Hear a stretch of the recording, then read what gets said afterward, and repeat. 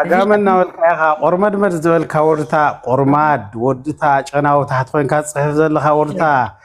قمال ترف طاليان ناقوم بحكاز نبر بدبد نحن أين نداوم نقاطكم نبلوكم نيرنا نحن سبنا أيام حواتنا أين نبل نزلنا نبر إثيوبيان نداوم أيداليهم منهم نجركا إثيوبيان أيداليهم منهم تدرجتوا لزلها نجركا نيدرجي الزرار وخ نجركا إيرترا وانا هزوا أسفلجن زبل زنبري ملحسكم سي ملحسكم حياتكم تزدار وزلتي نحنا هذا خلاص تعاونوا ده حتى زاريكم نحنا وجنا وصلنا لنا بقى زيتون عيد مخال تجارب وين فرمنا لكم تردك لنا تجارب وين فرمنا لكم هاي السلاسة ما مليسكم كيف لكم لكم هاي السلاسة ناي إثيوبيا خوي مري اتو يا ما مرت بهالنيا فسفاس تايدان خوي رديت نحنا نرد امبر رديت نسر رديت لكم نفاتي رديت نايم رديت يا توزلا تقومال زي انت قومال شوعات كوبايه رديت كتلمن توعل زلها بدباقنا انا على قدر ترى داخل من ساكت رديها اي معتي ولد كنت تاريخ ريقنا نعلل زمان انا كنتم قلنا ما عيننا بشرارن زوصانا يو دغ مسافتم زخدنا لو يزغرمن زلكو خدامات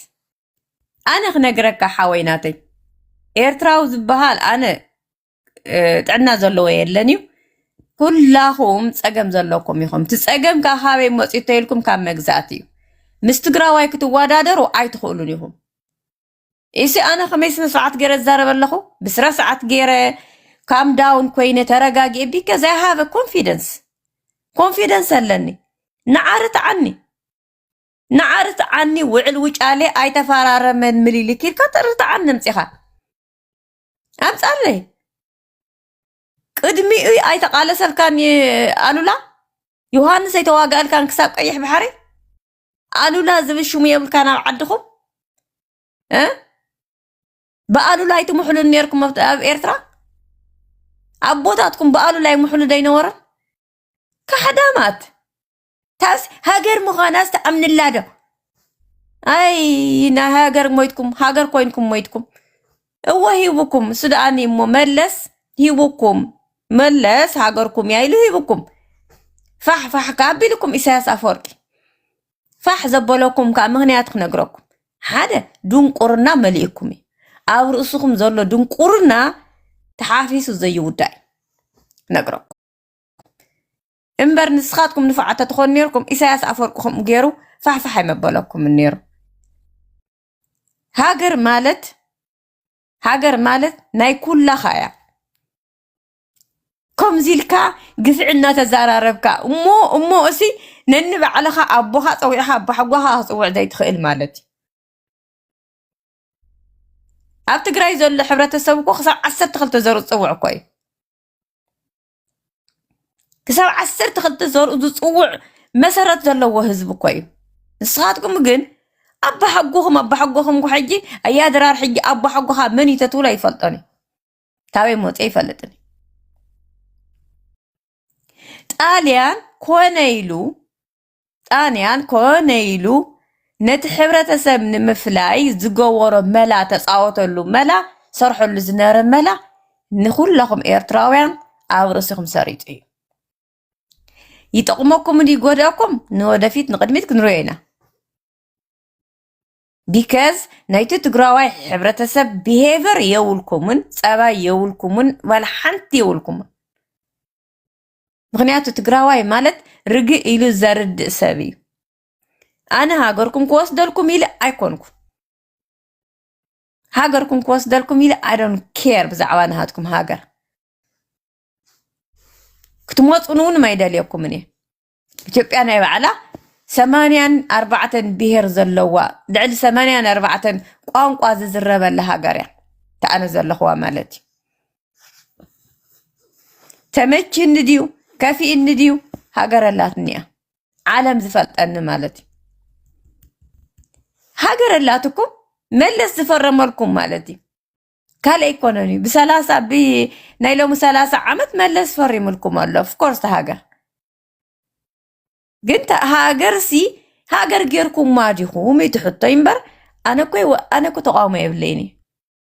وفراري سامبر قدم سرحن ጣልያን ገዛውቲ ንሰንውን بتي نخال بتي سفر باريتو قال خوينا انها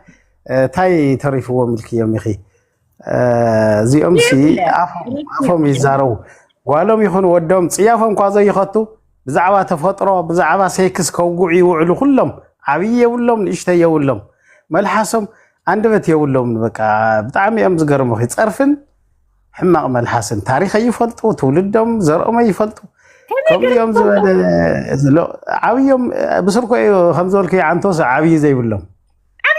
حجزت دار من العليا هذا وراسي عبي سبايو حجزت ايها درا عبي سبايو نعها صبخاي اكل جنز الزاره وزنور رأيوه ኤርትራስ ሃገር ምዃናስ ትፈልጥ ዲኺ ይብለኒ ንዓይ ኮይ ዝሓተ ንዘሎ ዋ ጋና ኮይም አይ አሞንን ነው ክንምልሶም ምዃና ስለዚ ጠራጠሩ አይ አሞንን ሕዚ እቲ ማህተም ነይረኸው አንዴም ተሃገር ትብልታ ማህተም የላን ሕዚ ወላ አቢ ከጥፋ አይ ዝደል ዘሎ ሕዚ ተጋሩ ምሳና ኮይኖም የምታ ባይታ ረኺቦማ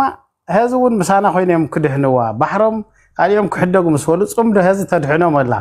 ታጽምደት ትብል ማለት እዩ እምበር እንታይ ምሳቢ ተወጊኖም መጽዮም ተዳዒኾም ማዮም ስሒኖም ማዮም ታይዚ በዓል እማራትን ክዛዕም ዝዓን ደጊፍካ እምበር እንታይ ዶ ሸክት ተዋሂሎም ተወዲኦም እንታይ ተሪፍዎም እዩ እንተ ዚያቶም መሲ ከላይ እንታይ ድመሲልካ ኻት ዝገርመንሲ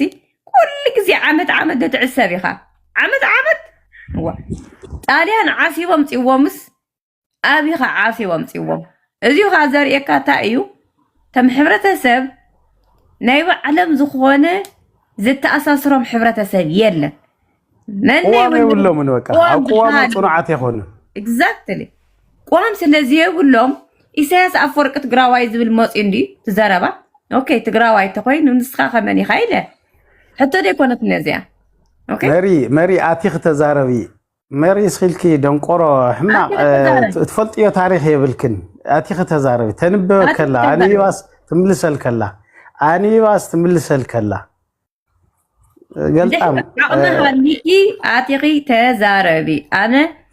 እዚዩ ብዘይ ጸርፍ ማለት እዩ ምክንያቱ ከማኻትኩም ስለዘይኮና ንሕና ብስርዓት ኢና ዓቢና ብስርዓት ኢና ንዛረብ ተወዲያ ሪኩዌስት ደዱ ምክንያቱ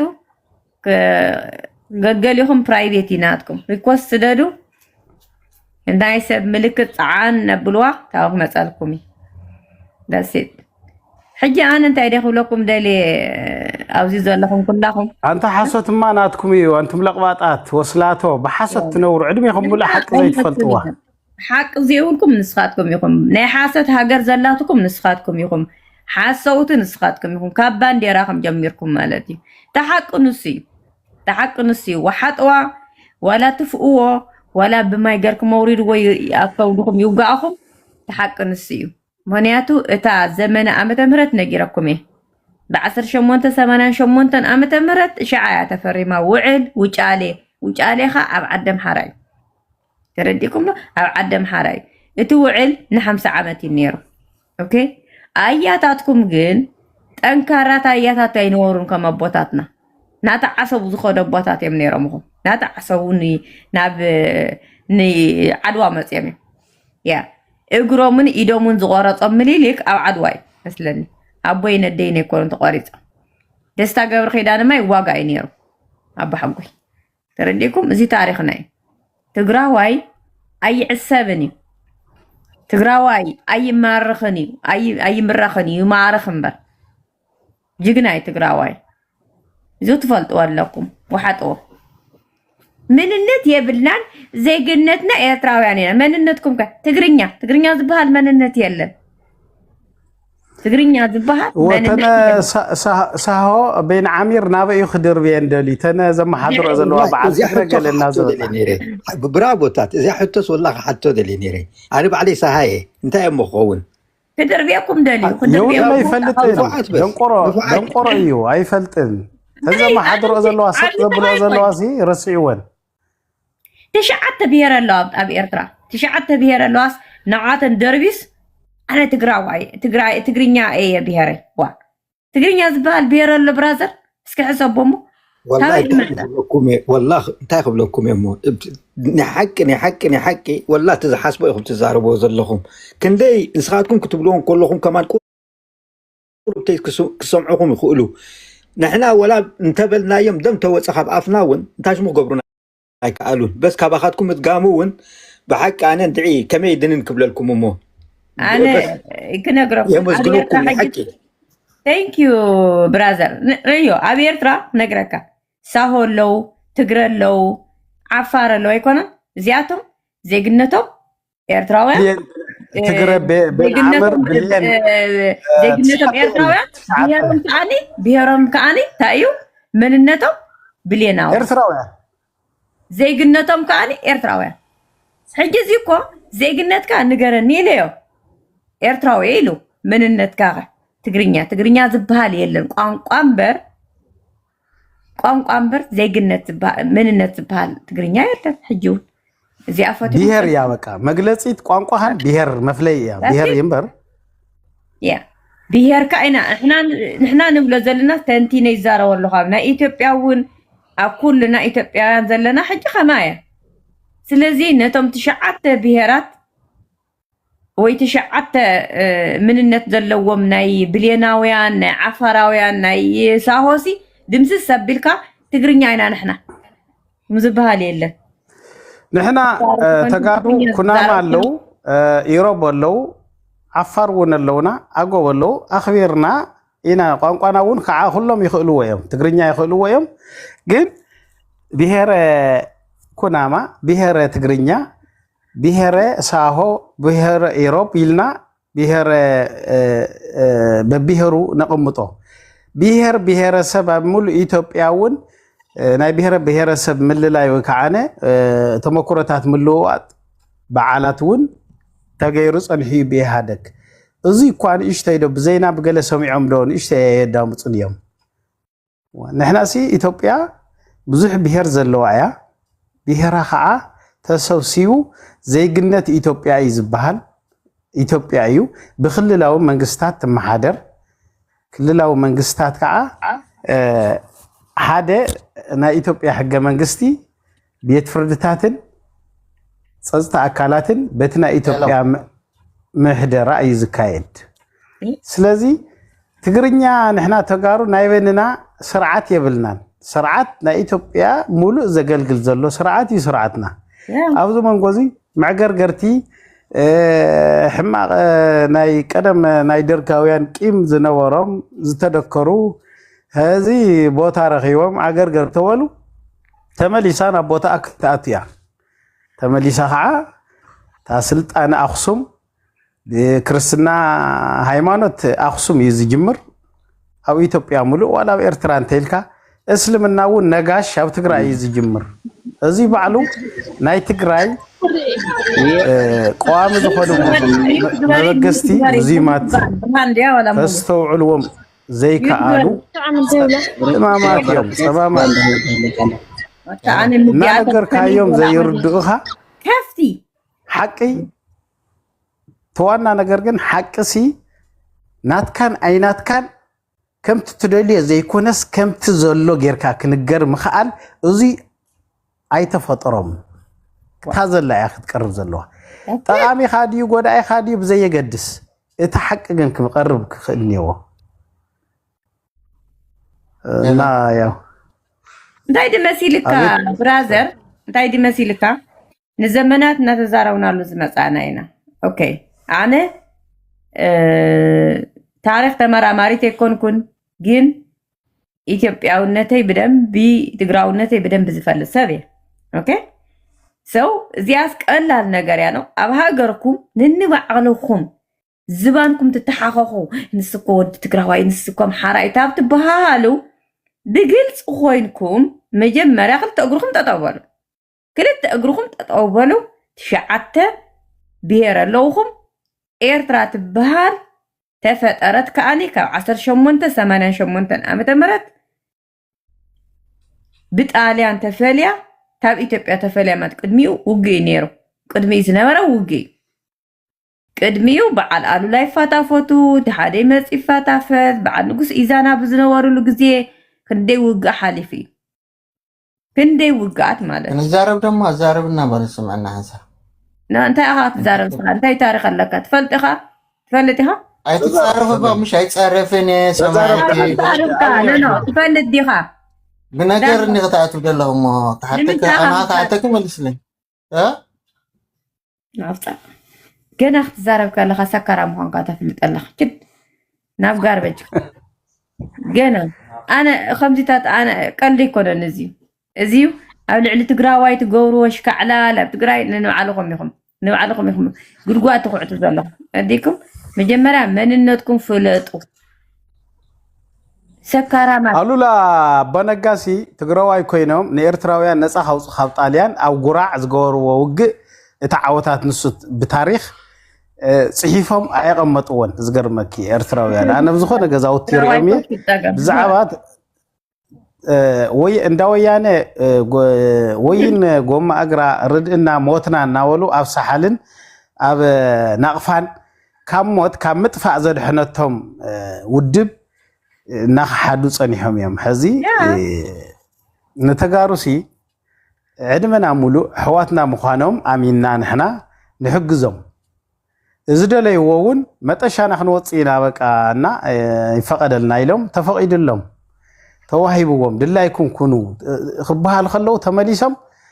እቲ ቁማል እቲ ርስሓት እቲ ገፀብነት ተባኣቶም መልሓሶም ጥራሕ አንቱም ቆማላት አቱም ተጋሩ እንቱም ዓጋመ እንቱም ገለገለ ወምዚ ዓይነት ዘረባታት የምፁ እቲ ጥሜትን እቲ ቆርዳድ ስኺሉ ድኽነት ተውልዕሊኦም ፍሕፍሕ ዘበሎም ንሳቶም ብስደት ደኪሩ ምስ ገደፎም ኢሳያስ እናዓቆቡና እናውፃና ንኣሜሪካን ኣውሮፓን ኮይኖም ዘን ዶላር ንእሽተይ እናረኸቡ ቤተሰቦም ምስ ረድኡ ክዳኖም ምስ ቀየሩ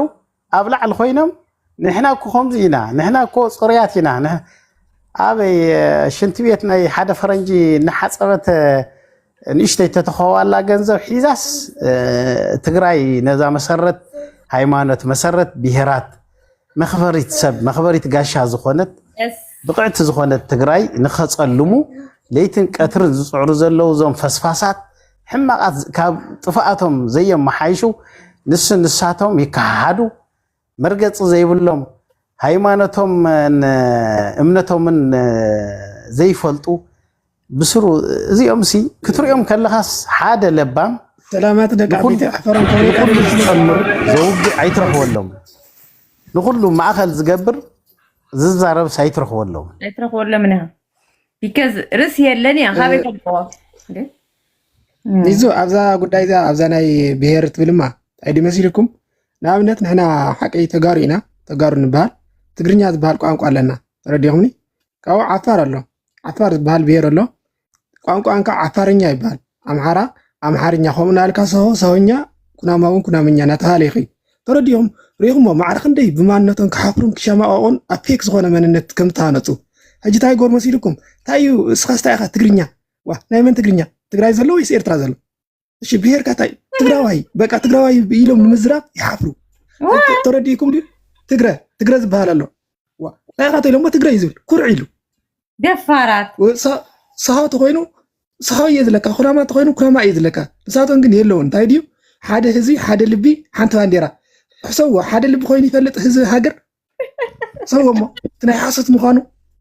ኣብ ስድራ ኳስ ሓደ ልቢ ዝበሃል የለን እዚኣቶም ኣብ ናይ ፌክ ዝኾነ ኣነ ደቀይን እንኳን ሓደ ልቢ ይኮናና ግደፎም መክስድራ ከመይ ጌርካ ዘይከውን እዚኣቶም ማለት እዩ ክነግረኩም ኣብ ሕልሚ ባይዞይ ክነግረኩም እቲ ሃገር ንሕና ተጋሩ ሃገር ክኾኑ ድሌት ነርና እዩ ዋላ ማለት ንባዕልትና እውን ሃገር ክንኸውን ካብ ናይ ትግራዋይ ፍቓድ ዝሃገር እዚኣ ክትቐፅል ኣይትኽእልን እዚ በቃ የመሎ ናይ ባዕልቶም ጉዳይ ንሕና ተጋሩ ኣይትኸውን ኢልና ተበገስናላ መዓንቲ ትፈርስ እያ ዝሃገር እዚኣ ምክንያቱ ካብ ናይ ትግራዋይ ፍቓድ ክትህነፅ ኣይትኽእልን ክትቕፅል እውን ኣይትኽእልን ሜቢ ክሓስብዎ ይኽእሉ እዮም ደቂሶም ተሓድሮ ይኽእሉ ንሕና ሕጂ ልቢ ዕቢና ሓደ ንሕና እንታይ መሲልኩም እዚ ሻጥር ናይ ሸዋ ስለንፈልጥ